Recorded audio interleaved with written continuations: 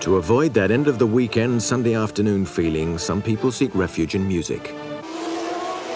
Millions of others choose another kind of concert, another kind of thrill.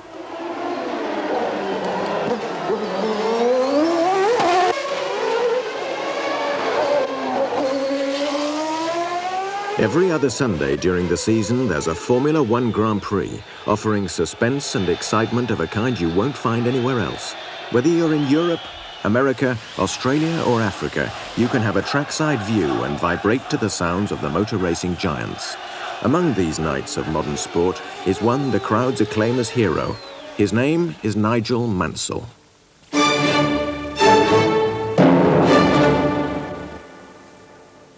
I mean, without the Williams team and myself, it would have been the most boring championship in recent history. And I think I can say that quite categorically.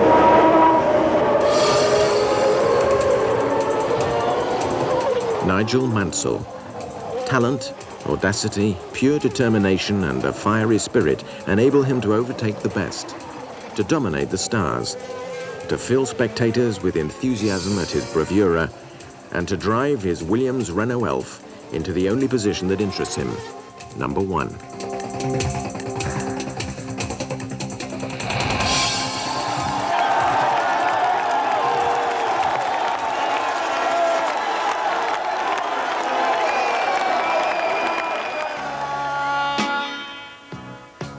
But like the heroes of ancient mythology, Nigel seems to receive the blessing of the gods to climb to the summit of Mount Olympus, only to be cast down again into hell.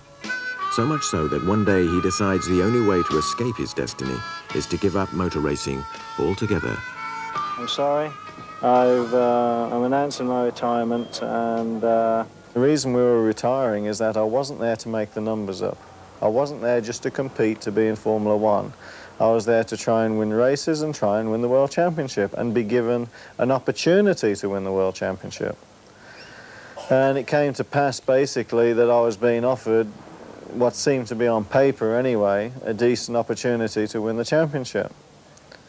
So, after a lot of personal consultation with Roseanne, we said, okay, if this is for real, which is unreal, then we'll give it another shot.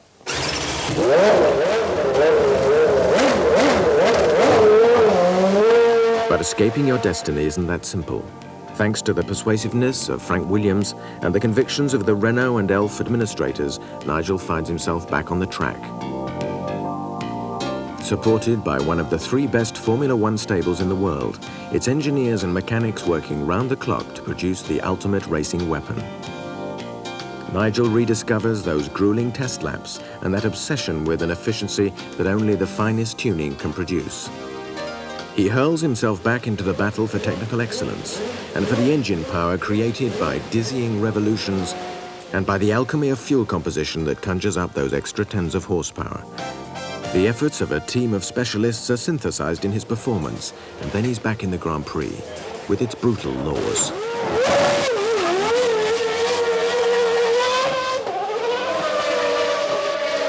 The gods don't easily forget or forgive mortals who capture other men's dreams.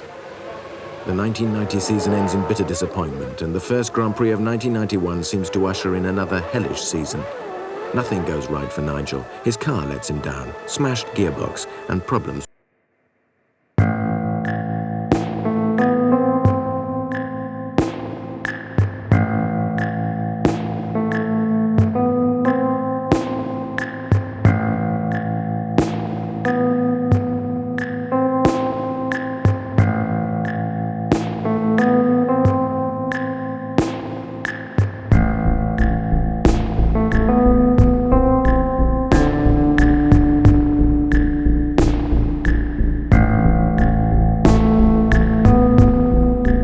From within his own team.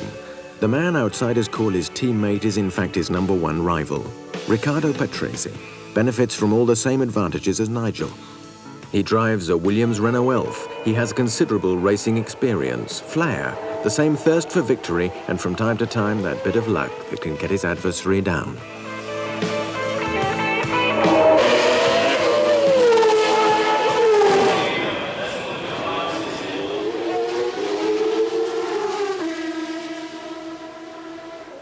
Nigel can't finish a race, so he turns in on himself and tries to flee the crowds, the press, even those who are fighting at his side. Quand il est dans l'auto, on ne peut absolument pas le critiquer sur la façon dont il s'investit dans ce qu'il fait. Une fois sorti de la voiture, il faudrait peut-être que d'une façon plus systématique, il continue à s'investir pour faire partager ces informations à tous les gens qui sont là. Parce que travailler dur, c'est bien, mais dans quel sens?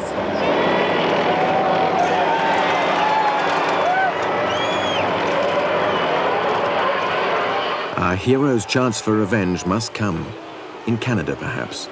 He makes a brilliant start, grabbing the lead and staying there into the last lap. This must be victory. But no. In the middle of that final lap, the gods tip the scales again. He just stops dead. I don't quite understand why certain circumstances happen the way they do at times. I don't think anyone on this planet can also. Who knows why a computer shuts itself down? It happens in normal offices, but I mean the Canadian Grand Prix this year, which I'll single out as the most horrific loss of a race, with only 14 seconds to go, pretty well on the lap. And then the computer shut down, and you know, I'm speechless. Oh dear. Oh, that's some disappointment, so it's close to solve this for me, mate. Yep. Please, please. Yes, mate. And as if that isn't enough, the media set about him. The papers say he stalled before the line because he was so busy waving to the crowds. How the press can say the diabolical things that they said about switching the wrong switch off in the car and all this kind of nonsense, and it is nonsense completely, then that is a little bit bewildering, because those people who do things like that, they're just trying to do a hatchet job. And that is very hurtful, not just for the driver, but for the whole team, because my engineer was in tears, the mechanics were, you know, I mean, they wanted to sort of jump off the bridge. I mean, because there it was, we're a minute in the lead. And then instead of people being very positive and giving you support, you get these fractions which are sort of trying to knock you down, which is just extraordinary, it really is.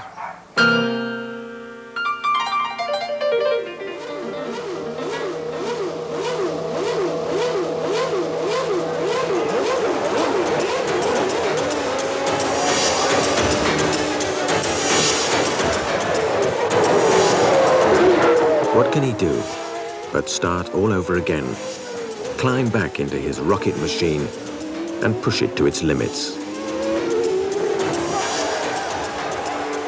Like here, in Mexico, battling to the end against his arch-rival in a hallucinating duel for first place, and then recognizing defeat in the most sporting way possible.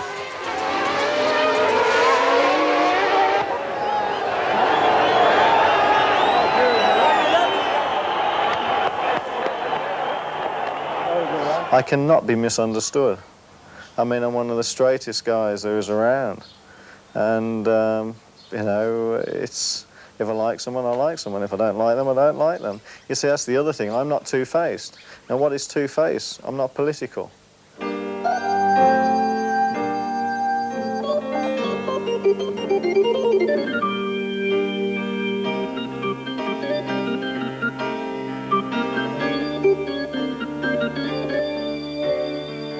In one word, I'm honest. I tell the truth, I tell people how it is, and that works for you and it works against you.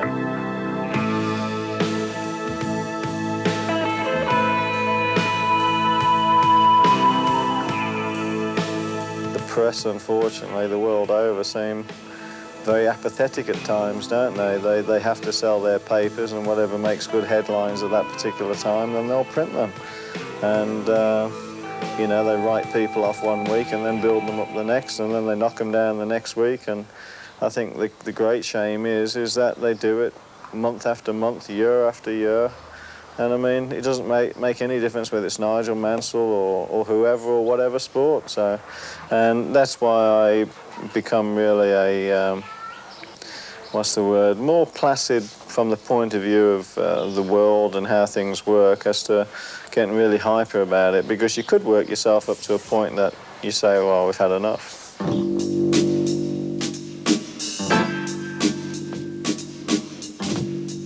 It's not easy to find peace in the cauldron of Formula One. Nigel finds it elsewhere. Turn!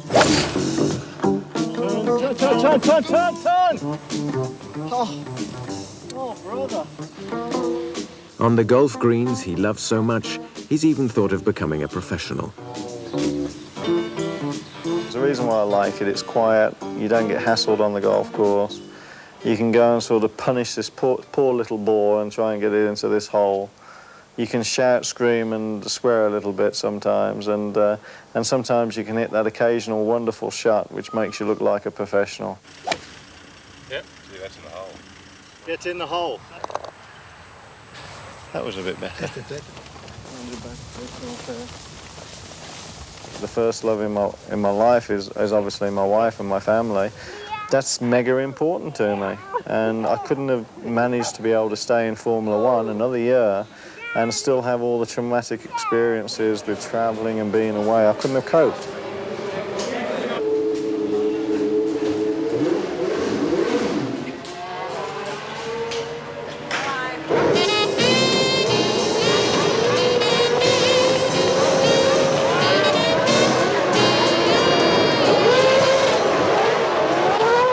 But a hero's fate is to tear himself from the people that he loves, and he must once again defy men and destiny out on the track.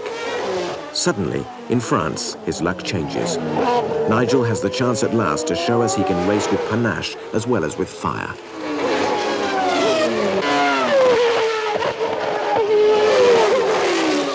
It's an explosive victory after so much deception. His emotions get the better of him. That was the most significant race, and even mention it now, you can see my hairs are standing on end, because Stirling Moss still is, and you know, one of the greatest Grand Prix and race drivers, British race drivers in the history of Formula One. And you know, I'd beaten his record.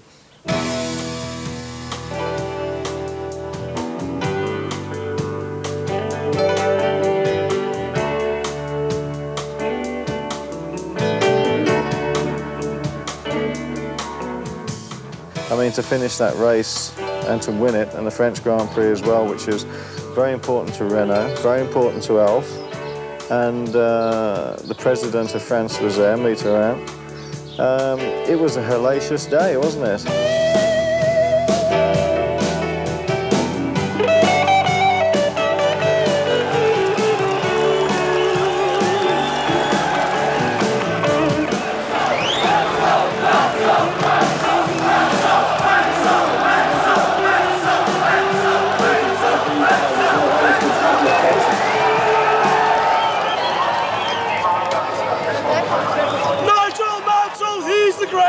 He's so good, it's unbelievable! The following week, back in England, with 17 Grand Prix victories to his credit, he holds the all-time British record. There's a gleam of hope in every spectator's eye at Silverstone. They appreciate, I think, someone who's honest and straightforward and they can relate to.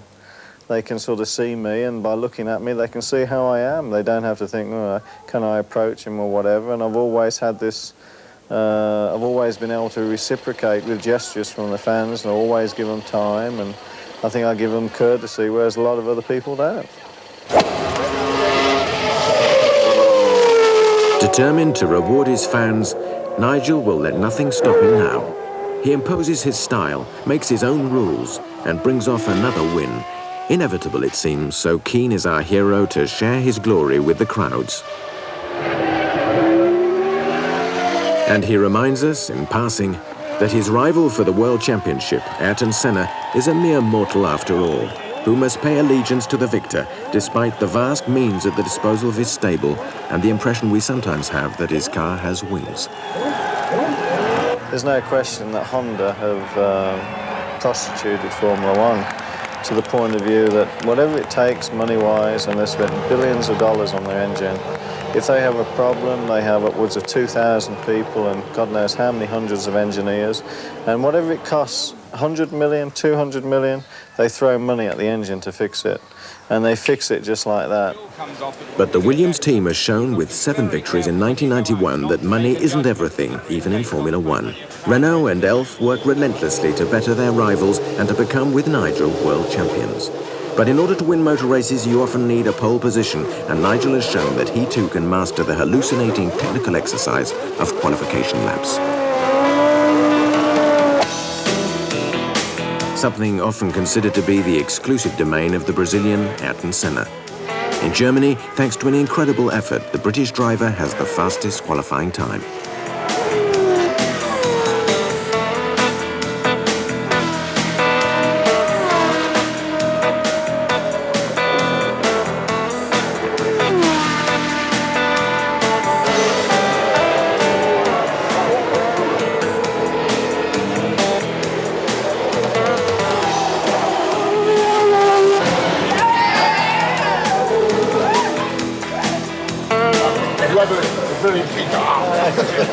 Thank you very much.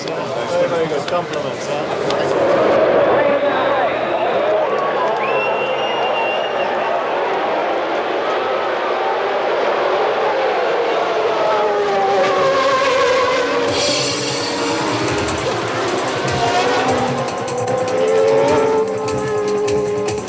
In the race itself, no one can resist his furious, thrilling pace, and here he is in position for his third consecutive win, the whole team willing him on.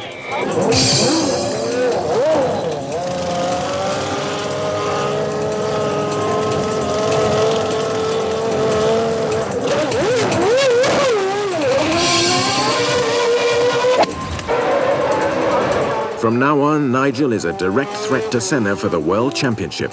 Our hero might be forgiven for dreaming of his first world crown and for believing that the celestial powers have tired of making him stumble. Look at him go by. You can see he's a champion.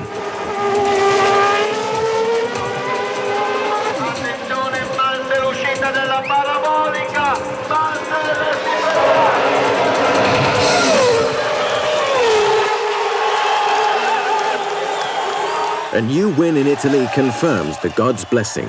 No one seems to be able to resist his terrible desire for victory. But Nigel hasn't reached the summit of Olympus yet, and he never forgets that success is a fickle mistress. There's good luck and there's bad luck.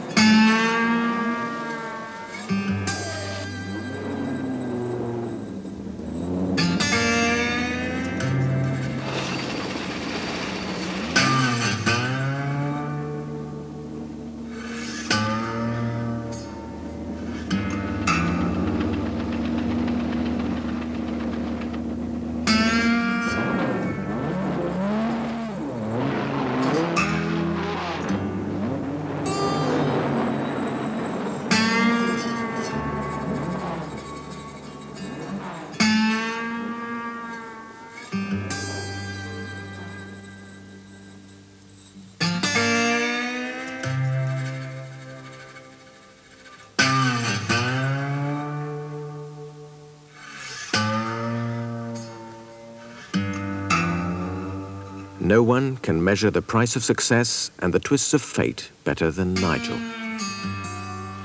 And no one can be more poignantly sincere in defeat when he congratulates the victor. Well, not really. I mean, the thing is, racing is racing. I think everybody says about myself and Ayrton and that, in as much as I'm the only driver in the last recent or 3 years which have been challenging him for races and winning, and I think therefore people say there's a rivalry between Ayrton and myself. I would correct that and say that there's only been proper racing between Ayrton Senna and myself.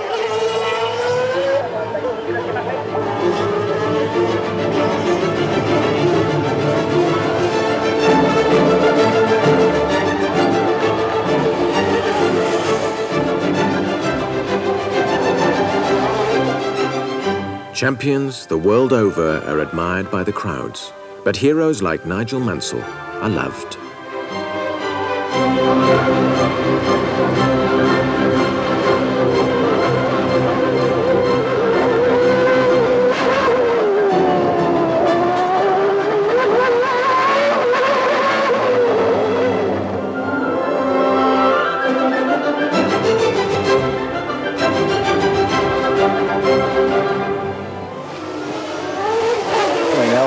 is a great sponsor, as of course is Renault. All the engineers, all the workmen and the technicians, I'd like to say one big thank you, because without your support, without your efforts, without your hard work, none of what we have achieved this year would have been possible. And that goes for all the sponsors too, and obviously Team Williams, because we must never forget one thing, that no matter the engine supplier, the fuel sponsor, the Williams team, we are all, in essence, a team.